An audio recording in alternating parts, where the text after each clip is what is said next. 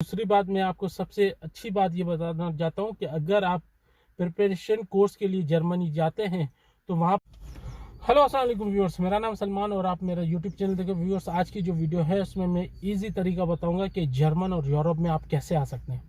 देखिए, मैं जर्मन की बात करूंगा। जर्मन में अगर आए तो आपको शेंजन का वीज़ा मिलेगा, पूरे यूरोप जा सकते हैं। जर्मन में अभी इजी वीज़ा मिल रहा है, 100% वीज़ा मिल रहा है। स्टूडेंट को मिल रहा है। वो स्टूडेंट को कौन सा किन स्टूडेंट्स को मिल रहा है? जो अंडर ग्रेजुएट प्रोग्राम के लिए इंटर बेस पर आने चाहते हैं, या तो उन्होंने बैचलर किया हुआ है, मास्टर्स किया, किसी भी स्टडी बेस पर आना चाहते हैं तो वो यहाँ पर आ सकते हैं।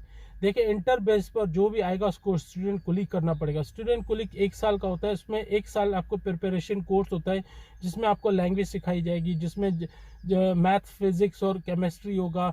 मतलब जो भी आप इसमें डब्ल्यू कोर्स है, वेकशाप कहते हैं कॉमर्स वगैरह को, और टी कोर्स होगा। टे कोर्स कहते हैं टेक्निकल कोर्स को। टेक्निकल कोर्स के लिए आपको 2-3 जो जर्मन के कंपलसरी जो सब्जेक्ट हैं वो आपको ज़रूर करने होंगे।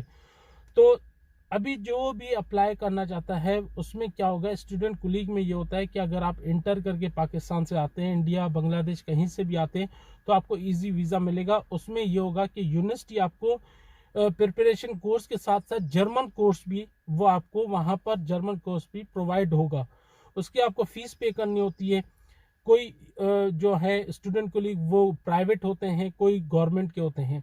गवर्नमेंट के वो होते हैं जो यूनिवर्सिटी से रिलेटेड होते हैं। वो यूनिवर्सिटी सपोज उनके स्टूडेंट कुलीग भी होते हैं, और वो यूनिवर्सिटी भी होते हैं जहाँ से आप स्टूडेंट कुलीग करके प्रिपरेशन कोर्स करके 1 साल का, उसके बाद आप यूनिवर्सिटी में एंटर हो जाते हैं। बाज़ यूनिवर्सिटी ऐसी हैं जो यूनिवर्सिटी यहाँ पर होती हैं, सपोज कराची में है तो उनका प्रिपरेशन स्टूडेंट कुलीग जो है वो पंजाब में, तो वहाँ से आप क्लियर करते हैं तो फिर आपकी मर्जी है, आप उसी यूनिवर्सिटी में जाएं, बैचलर करें या ना करें।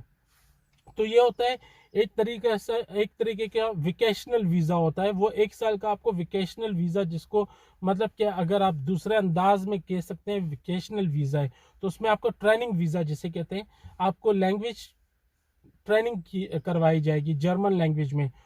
और दूसरी बात ये कि अगर सपोज अगर आपने जर्मनी में आना है तो आप लैंग्वेज कोर्स के लिए आ सकते हैं। तो उसके लिए मैं आपको तरीका बताता हूँ क्या है।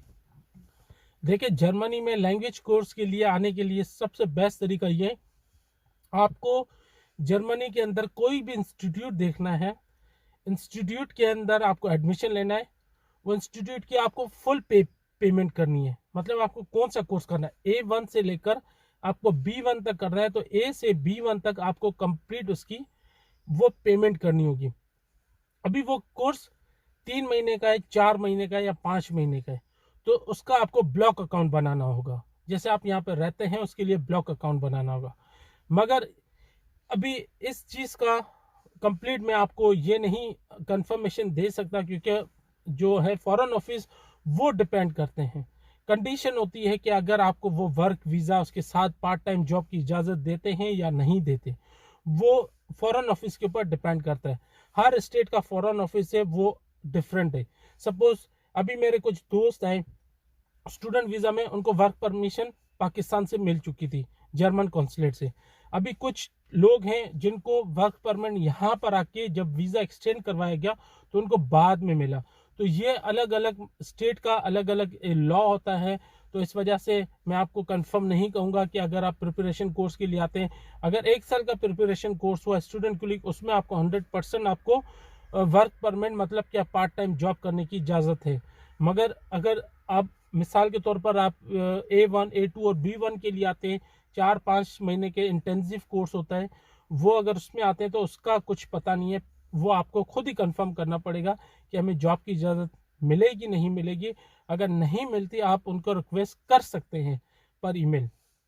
तो ये थी थोड़ी इन्फॉर्मेशन।